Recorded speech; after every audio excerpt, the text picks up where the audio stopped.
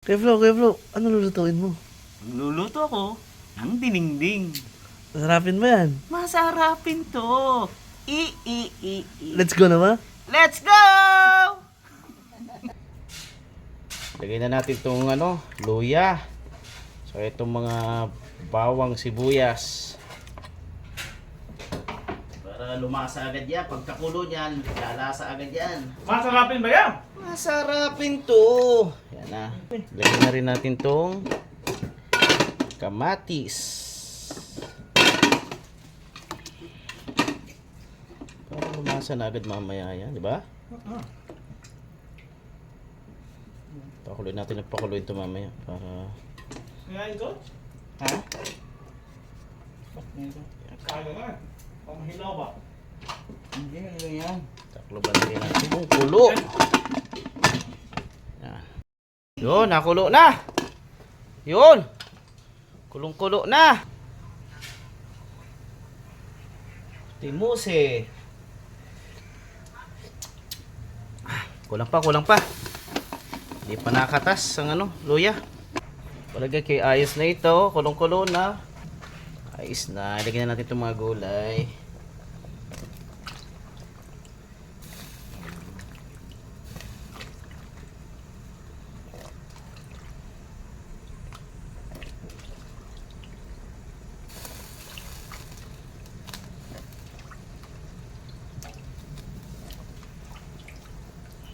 Labasa, talong, okra.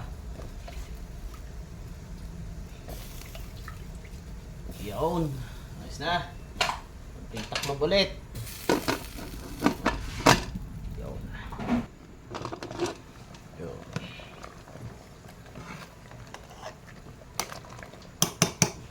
Lalagyan natin ngayon ng bangos. Itong bangos na to ay nung New Year pa.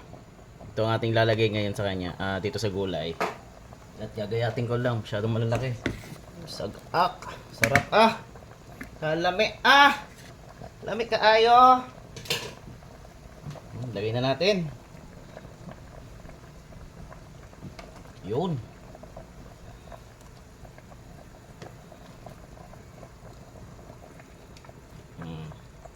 Tapos timplahan ng asin. Magic sarap. Ito na lang muna itong ginisa mix. Sarap. Tunay na tunay. Ito siya sabi na ang gulay ay pampahaba ng buhay. Kuluin muna natin ulit. Konting oras lang pakuluan. Yan at kumukulo na nga. Timuse. Tama laman kung kulang.